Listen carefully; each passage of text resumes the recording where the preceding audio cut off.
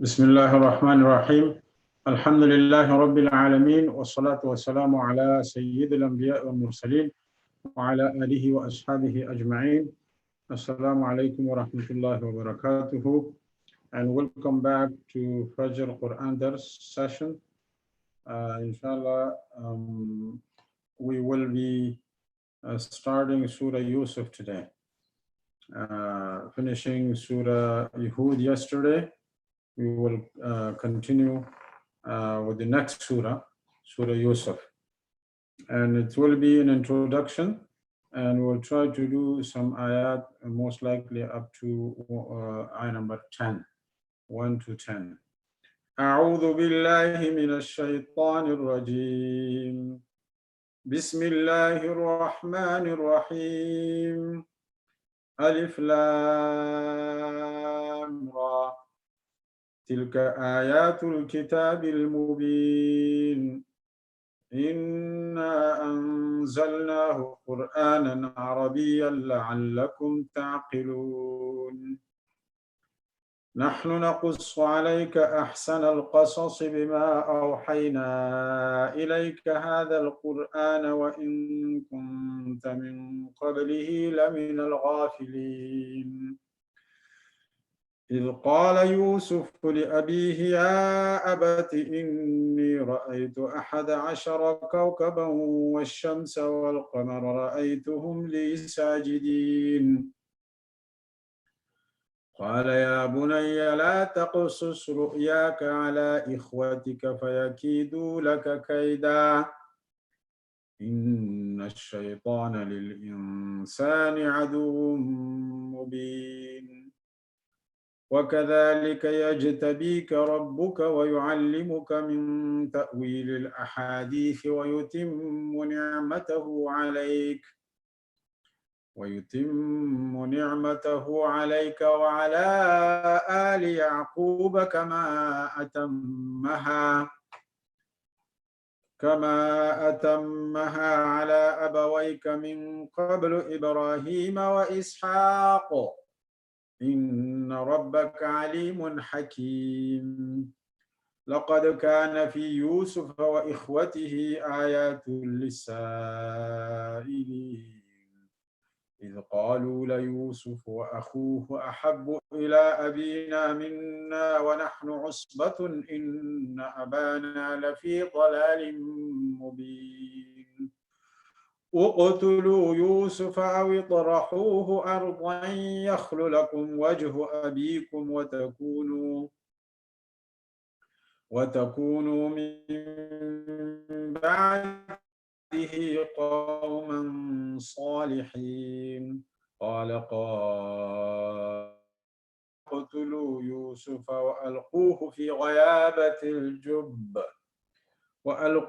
في غيابة الجب يلتقطه بعض السيارة إن كنتم فاعلين.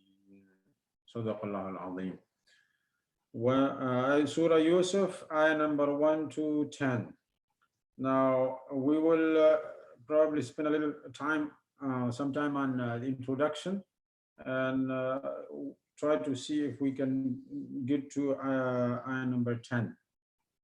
Now, in the recitation part, the rules, how we can begin an ayah, or when we stop somewhere, how we can begin the next part. I wanted to mention ayah number 9, the beginning of ayah number 9. The ayah number 8 finishes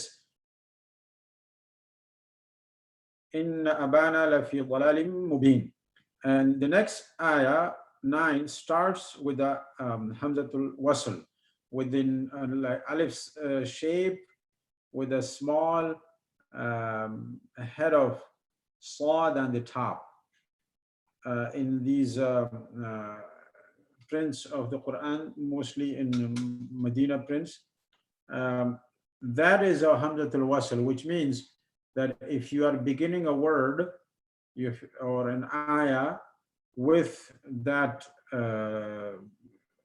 Hamza in the beginning of that letter or word, then you have to pronounce it. and depending on the place, whether it takes a kasra or fatha or dhamma. So like this ayah number 9 begins with hamzatul wasl, so we have to pronounce it. But sometimes when it's in the middle of the two words and the two words are connected, then that alif or that hamza, that shape is silent. It's not pronounced. Like if, for example, if there was a word before this uqtulu or a letter, then this hamza would have been silent. Then we would say, for example, waqtulu, okay, or thumma qtulu, or some other word. But in this case, since it begins with that letter, so we have to give it some shape. Uqtulu. We have to give it some haraka, some vowel. And the vowel, the fatha, kasra, dhamma, depends on several factors. Number one, if there is a lam, and the second letter is a lam, then it is automatic fatha, like alhamdu, alladhina, alladhi, allahu. This automatic fatha, al. If it is not lam, then we look at the third letter, which in this case is ta, alif, qaf, ta. Now, if the third letter has a dhamma, then we have to give a dhamma to this hamza in the very beginning. Uqtulu, unzuru, unzur, ukhruj, all these words. If the third letter is not a dhamma, doesn't have a dhamma, like in this case the ta has a dhamma, if it is not dhamma, then if it is kasra or fatha, then the first letter always, the hamza always takes a kasra. If'al, if'al, ijlis. So that will always take a kasra. So in this case, we will say uqtulu because the third letter has a dhamma. So this was a note. And by the way, some prints of the Quran, mostly in Asian prints, they already mark this hamza accordingly, whether dhamma or fatha or kasra. They already put a mark on it, already a vowel, to make it easy. Surah Yusuf is the 12th surah in the Quran, surah number 12. It has 111 ayahs and it is a Makkan surah.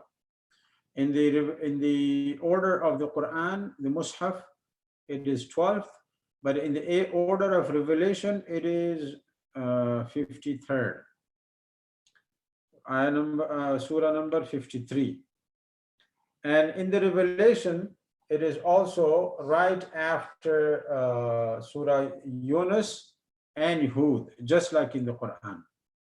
So Yunus is 51, Hud is 52, and Yusuf is 53, right after that.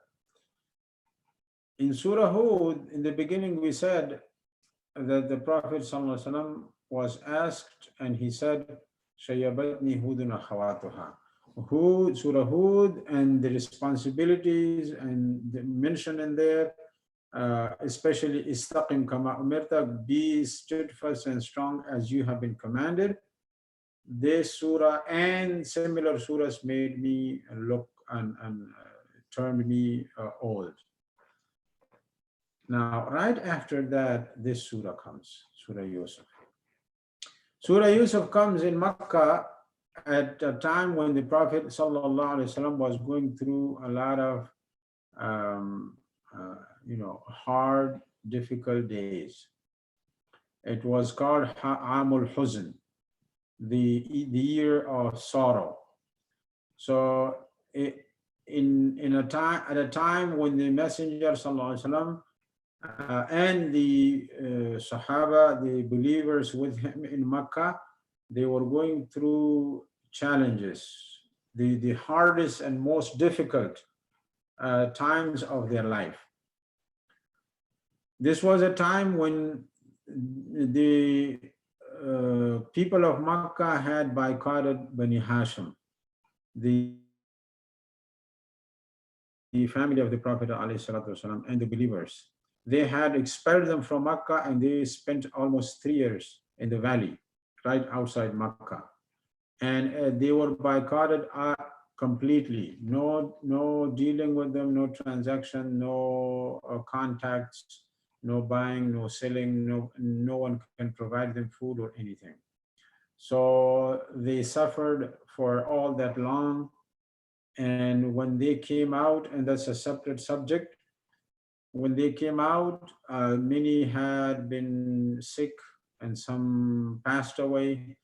And the greatest of all sadness, sorrow, and grief that happened to the Messenger ﷺ was that his beloved wife, the closest person ever to him before any other person, Khadija, radiallahu ta'ala anha wa ardaha, passed away right after coming out of that blockade.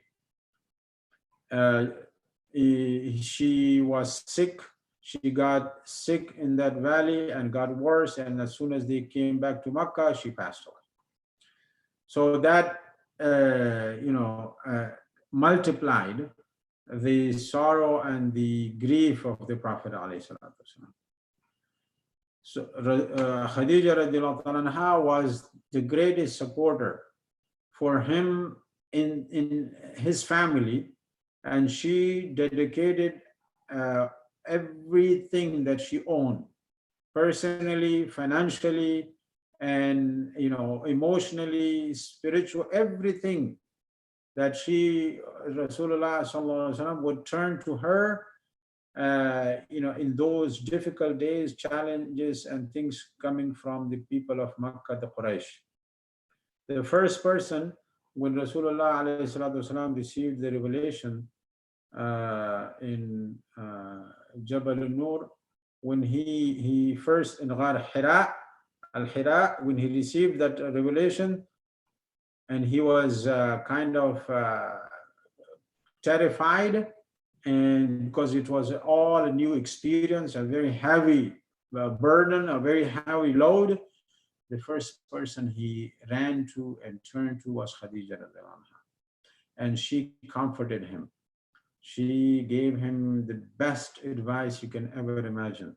And even when you read those words that she consoled the Prophet ﷺ, comforted him with those words, are amazing even today. And you can speak for hours, just that short speech that she gave Rasulullah ﷺ, consoling him, comforting him, relaxing him, and giving him the greatest advice he needed at that time. And from that moment, all the way until her last moment in life, she was the greatest and most reliable, trustworthy supporter in every way of the Messenger alayhi salatu wasalam. So he lost her. And right after her, not too far, he lost another great supporter, and that is also from his family, but not inside immediate his own family, Abu Talib, his uncle. Although he was he didn't take Shahada, but he was the greatest supporter. He even spent all those years in blockade and boycott with him outside Mecca. And he also got sick and he was old. And when they came out, he also passed away. So this was very, very sad and heavy on the Messenger. Then after that, he went to Ta'if in the hopes of calling those people, the tribes of Ta'if.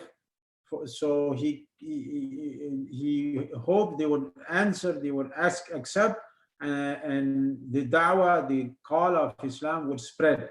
But we all know the seerah, how he was treated there, and how he was even harmed there and on his way back. So all of these exasperated and multiplied his sorrow and sadness, and the hard, difficult challenges that he was facing.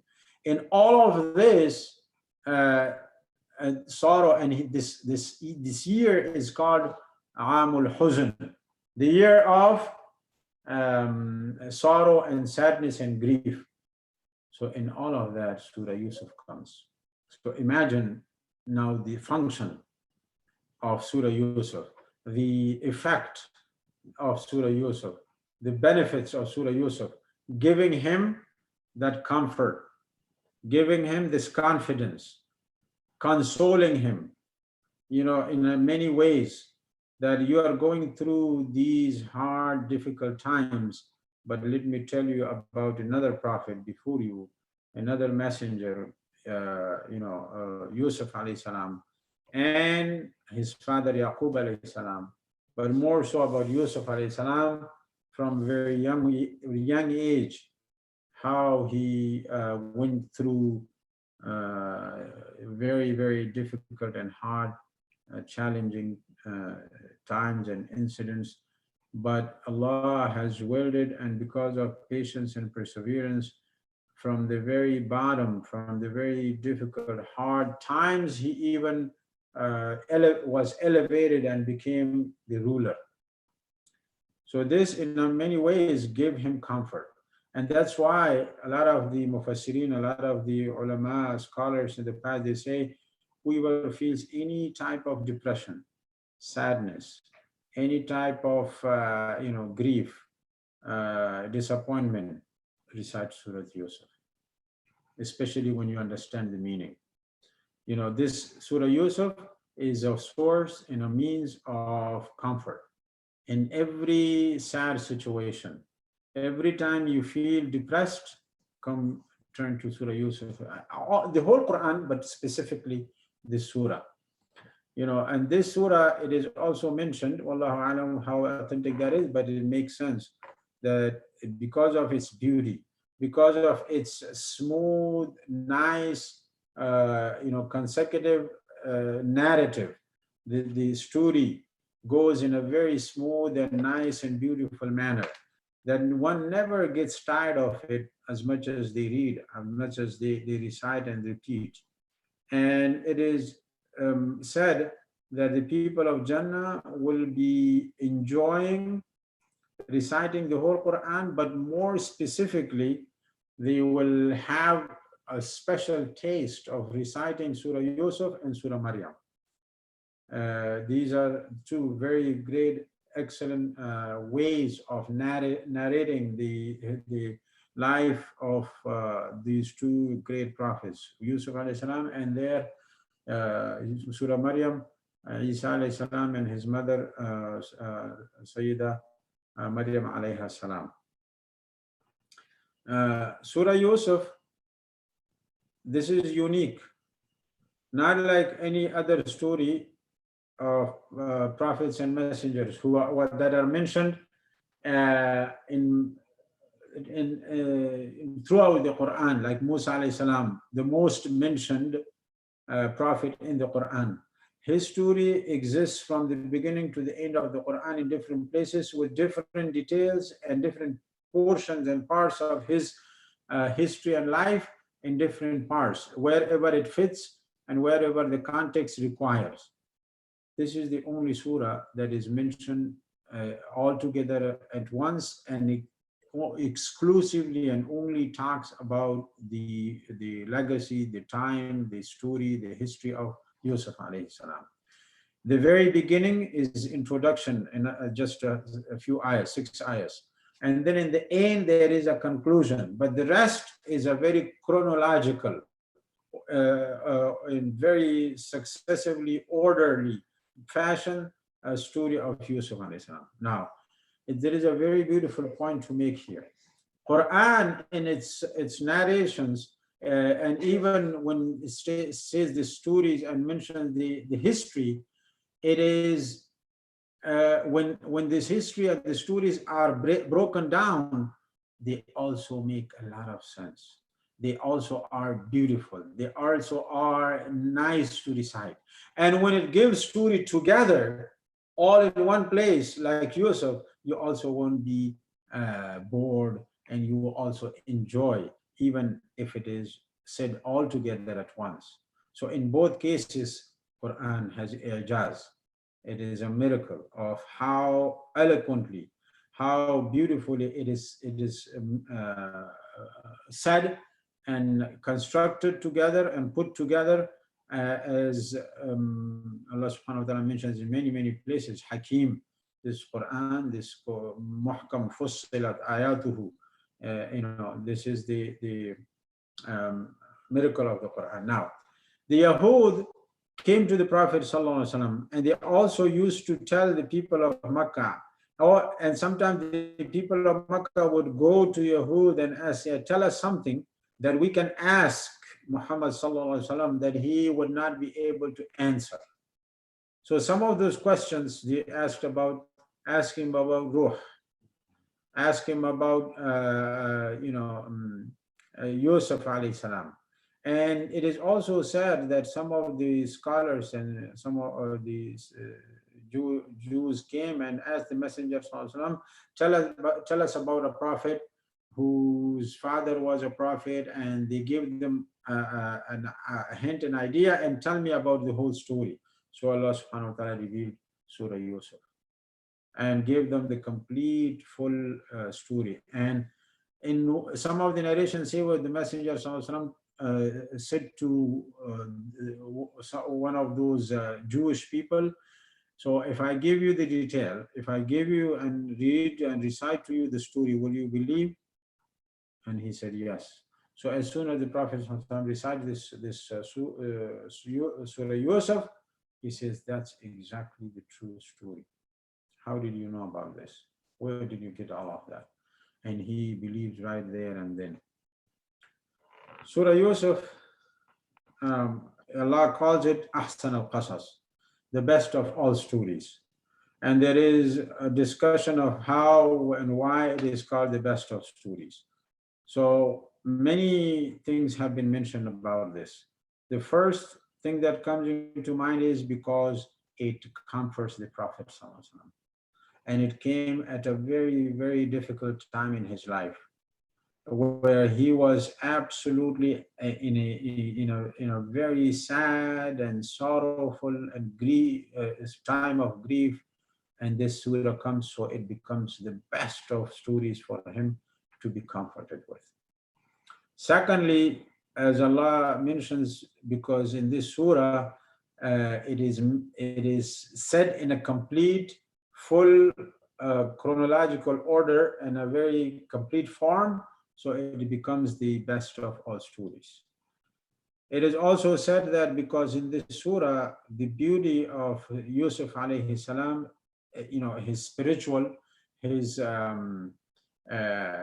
moral characteristic, and the beauty of all his character is displayed, and that makes it the best of stories. It is also said that because in this surah there are lessons, there is something to learn, and there is something for every age group, for children, for siblings, brothers and sisters and family, for children and parents, for parents to children, for the poor, the needy, for people who go into trouble like Yusuf alayhi salam in their childhood, for brothers who feel jealous, of their siblings, for those who cause harm to others, especially to their own family and relatives, and shaitan causes them to that extent. There are lessons to those people who cause and intend harm to others, for lessons for parents when they lose their loved ones, and how Allah subhanahu wa ta'ala comforts them and gives them sabr and gives them this patience and perseverance, steadfastness, like Yaqub alayhi salam, and not losing hope in the mercy of Allah subhanahu wa ta'ala whatsoever. even if it takes years, and some say 7 years or 10 years or even 40 years, they say Yusuf alayhi salam, before he came back to his father, they were united. There are lessons for those who are weak and they are thrown into jail and accused wrongly. They are accused falsely, like Yusuf alayhi salam was done. And then inside the prison, in those difficult times, he is still talking about Tawheed, talking about Deen, talking about Islam, and showing the best of his character, and the people around him being impressed by his honesty, and they call him Ayyuha Siddiq. You are the most honest person. There are lessons also for the rulers, the elite, those in power. And when they abuse their power, when they convict people and throw them into jail without any proof, and they succumb to the whims and the desires of their family. There are lessons for women being attracted to someone and trying to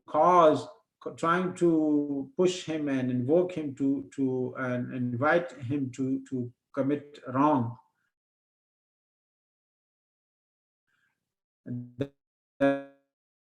Women, we will see inshallah in the studio. So there are lessons for those people too. There are lessons for the young people when they're grown up, they're young enough, and they can commit something wrong, especially haram relationships, the committing zina and adultery, or having that illicit and wrong relationships between boys and girls, and boyfriend and girlfriend, especially that we are going through. There are lessons for the young people, how they can keep their iman strong, how they can keep themselves chaste and stay away from haram. So you can go on and on and on and see how many lessons there are for every situation, for every person, for every category and age and financial status, power status, in every situation. And wallahu alam, to my understanding, it is the best story because it was a comfort for the Prophet ﷺ and a comfort for everyone who goes through issues and difficulty, especially sadness and grief. And it is the best story because of the lessons for every single person in the society. Wallahu alam. So Surah Yusuf, the beginning is, we will just probably do a few ayat. Surah Yusuf starts with al-huruf al-muqatta'at. Al-huruf al-muqatta'at. These are the letters that are disjointed, and we had them in Surah Yunus and Surah Hud. Alif, Lam, Ra. This mad is called mad lazim. Mad lazim harfi mukhaffaf. It is must to stretch 6 counts, and the counts are like 6 beats. And what is a beat? A beat is the amount of time for each and every vowel, every haraka, every fatha or a dhamma or a kasra. How much time it takes? The time it takes, that is called 1 beat or 1 count. So most likely a second or so. So this is like alif lam ra, like the size of 6 fathas. And we cannot say it together like alar. And we know, we talked about this, the only Allah subhanahu wa ta'ala knows best what these letters actually truly mean. But it is said that a lot of times the Quran is mentioned right after that, only to say that Allah subhanahu wa ta'ala has revealed this book, and it is made up of these letters, and it is a miracle, and it is a challenge for anyone who can make something like this. Wallahu alam. Tilka ayatul kitabil mubin. These are, now tilka is ishara for far away. But why is it mentioned here, tilka, or sometimes like in Surah Al-Baqarah, dhalika, this means far away. So this is mentioned in many ways. Number one, that normally in speech Arabs they sometimes switch, and they use, especially in classical and more high level classical language, they switch the isma'ul ishara sometimes. This is ismul ishara, it points to something. So that's one. Secondly, it refers to the high level, high ranking status of the Quran. So that level is very high, and that rank of the Quran is absolutely elevated and exalted. So the ishara is to that exalted and high status of the Quran. Number three, it also refers to the original, place of the Quran in Lawh al-Mahfuz, in the protected scrolls that with Allah subhanahu wa ta'ala. So in any case, we can simply translate it to tilka ayatul kitab. These are the ayat, these are the verses, the ayat of the kitab al-mubin, which are very, very clear, unambiguous, especially when you look at Surah Yusuf and learn clearly, openly, without any doubt, the great lessons, like I mentioned earlier, for all ages and every situation. These are the ayat of the kitab that are very, very clear. Al-Mubin. Bana yubinu. Bana means something that is that has become very clear without any uh, ambiguity, or something that is ununderstandable, something that is contradicting, and it's not clear what it means. Quran clearly has lessons, and it also mubin, it is clear in its hukum, wisdom, and it is in its ihkam and rulings. Inna anzalnahu. Indeed, we have revealed this book, Qur'anan. Anzalnahu, we have revealed this book, Al-Kitab, that is mentioned in the first ayah. We have revealed it Qur'anan. We have revealed it as a Qur'an, meaning, number one, Qur'an being the name of the Qur'an. But here it also means Qur'anan as a recital, as a book to be recited, to be read, to continuously read it. Quran, qara'a yaqra'u Qur'anan. Quran also means to bring something together in one place, to surround and bring something together. Quran. Arabian, this Quran, Allah says, I have revealed it as in Arabic language, Arabian. So Arabian specifically means the Arabic language. It also means the word meaning, the root word meaning. Arabic also means something clearly understandable, and just like we said in Mubin, but Mubin is more general, and Arabi means something of fasaha in balagha, something of eloquence. Arabian. لَعَلَّكُمْ تَعْقِلُونَ. We have revealed it, Quran in Arabic language, and Quran that is unambiguous, and Quran that has fasahat and balagha, لعلكم, so that you تعقلون, understand, so that you increase in your understanding, and you utilize and use your aql. تعقلون is a verb that means to use your intellect, your mind, your brain, your understanding in the right manner. نحن نقص عليك عليك أحسن القصص. We'll just finish these two ayahs. أعوذ بالله من هاي doesn't mean plural of Allah in any way, shape, or form. It means a royal, when Allah mentions something of extremely high level, to give that which is mentioned Right after that, a very big, huge, grand status, it is mentioned in plural. Plus, the ulama say when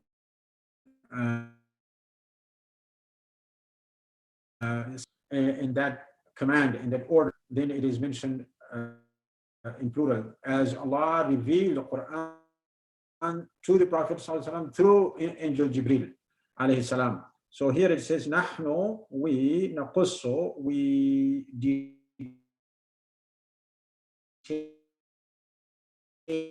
it." But qassa yaqussu means to follow something all the way with complete and full details, with all explanations. And qassa involves the story of Musa alayhi salam when Musa alayhi salam was put into box and thrown into water. So his mother is telling her daughter, the sister of Musa alayhi salam, go and follow this box and find out where it is going to end. So her mother is telling her, قصيه, go follow the box. So قص يقص, it means uh, and also it mentioned in the story of Musa alayhi salam was a khidr, his young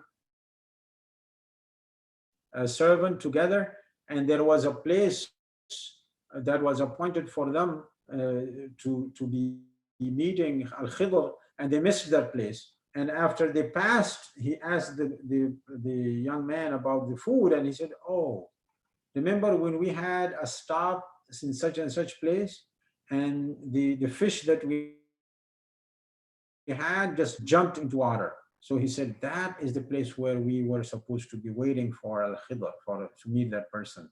So they said, Al Qasasa, they returned back and followed their path back to this place. So the word Qas is also mentioned there. So bottom line, Naqussu means we follow and explain it all the way through. They narrate to you, alayka, upon you, ahsan al-qasasi, the best of these narratives, the best of these incidents and stories, the most excellent. Ahsana, the most excellent of all qasas.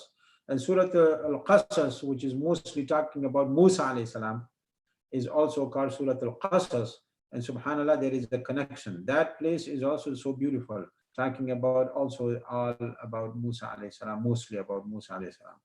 So Ahsan al-Qasas, we narrate, relate, and explain to you Ahsan al-Qasas, the best of narratives, the best of stories. Bima awhayna, through the wahi of this book. Bima, with what awhayna, that we have revealed ilayka, to you, hadha al-Qur'ana, this book, this Qur'an. By our revelation to you, this Quran, we repeat and we narrate to you the most excellent of stories in the revelation of this Quran. Wa in kunta, and even if you were, in kunta, you were, min qablihi, before this, before the Quran, before the Quran, or before this wahi of this Ahsan al-Qasas, the best of these stories, lamin al-ghafilin, definitely you were from among those who had no idea. Now, ghafil, na'udhu billah minha, doesn't mean here the ghafla that we normally understand it, being ghafil. No, it means you had no idea. You had no information. You were not aware. That's the best meaning. You were not aware of the story. And of course, he had not traveled, he had not studied under anyone to relate the story of Yusuf alayhi salam, especially in this detail, what happened to him from his young childhood all the way to the end when the parents and family goes and they are reunited in Egypt and everything in between. This detail, you were not aware of this. And when the Jews learned about this minute and particular details, they were amazed. And some fair-minded and good, very few of them really believed. And this cannot be from anyone but Allah subhanahu wa ta'ala. إذ قال يوسف. Now, what is that beautiful story? Remember when قال said Yusuf alayhi salam لأبيه, to his father. Now he is turning to his father when he saw a dream. Ya abati, oh my dear father. Now this word ya abati is not ya abi. Ya abi is the normal word, oh my father. But when you say that, call and talk to your father in a very loving, respecting, and extremely high regard manner, you call it ya abati. Just like when father calls his father ya bunayya, oh my dear son, oh my darling. Whatever word you can use in different languages, different words are used to show that type of special bond between father and son. And this shows how close Yusuf alayhi salam to his father was, his parents, but here, since the mention is about his father, so his father was. And this conversation, even the titles, the words that they choose, show how much love and respect they had for each other, and how much a strong bond and good friendship there was established between the two of them. Ya abati, oh my dear father. Inni, and it also tells us, as soon as Yusuf alayhi salam sees this amazing dream, and we will come to that later, he doesn't turn to anyone else. He doesn't run to any friend or the street or someone that he confides, give him his confidence. No, the first person that he turns to is his father. And that's when we see relationships and a huge amount of trust between the children and parents. And this is when we see the father trusting the children to tell them their secrets, whether that is something good or not. Ya abati, all my dear father, inni ra'aytu, indeed I saw, seeing with eyes, but this was a dream. We will come to that of ru'ya basariya, ulumiyya, meaning at night, dream. رأيت أحد عشر كوكبا stars, والشمس, and I saw the sun, والقمر, and the moon. رأيتهم, I definitely saw them.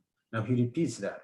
I saw them. That means there was no ambiguity. There was no unclad. It was absolutely clear. I clearly saw them sajidin, making sujood to me. And this sujood, this prostration, like in the case of Adam alayhi salam, we know from Sharia of Islam, this is not a sujood, prostration of ibadah or worship in any shape or form. This means a respect and showing their high regard and respect to someone. Just like Allah called all angels to make prostration and sujood to Adam alayhi salam, na'udhu billah minha, not to worship him, but to show him their high homage and respect and regard. So he says, I saw these 11 stars and the sun and the moon making sujood to me. And the father understood right away. Being a prophet of Allah, Yaqub alayhi salam himself, he understood what this meant. He understood that his son Yusuf alayhi salam is going to have a very, very high position. And the status of Yusuf alayhi salam with Allah subhanahu wa ta'ala, and then how Allah will elevate him in his ranks. So he knew this is a very, very special dream, and a dream that will create jealousy, that will create that type of negative feelings with his brothers. So right after that, he says, "Don't tell your brothers about this," because he knew Yaqub alayhi salam It doesn't necessarily mean the brothers at this point were very wicked and bad, Allahu Alam. But since Yaqub alayhi salam knows what this dream means, and as soon as he tells his brothers, there is a high possibility shaitan will instigate and whisper in their ears, and they will take it to the wrong level and wrong path, wrong turn. And that is exactly what happened. Inshallah, we will continue to learn about that tomorrow, starting from ayah number 5. Subhanakallah wa bihamdik. نشهد أن لا إله إلا أنت نستغفرك ونتوب إليك. ربنا ظلمنا أنفسنا وإن لم تغفر لنا وترحمنا لنكونن من الخاسرين. اللهم أعنا على ذكرك وشكرك وحسن عبادتك. ربنا لا تزغ قلوبنا بعد إذ هديتنا وهب لنا من لدنك رحمة إنك أنت الوهاب. وصلى الله تعالى على خير خلقه محمد وعلى آله وأصحابه أجمعين برحمتك يا أرحم الراحمين.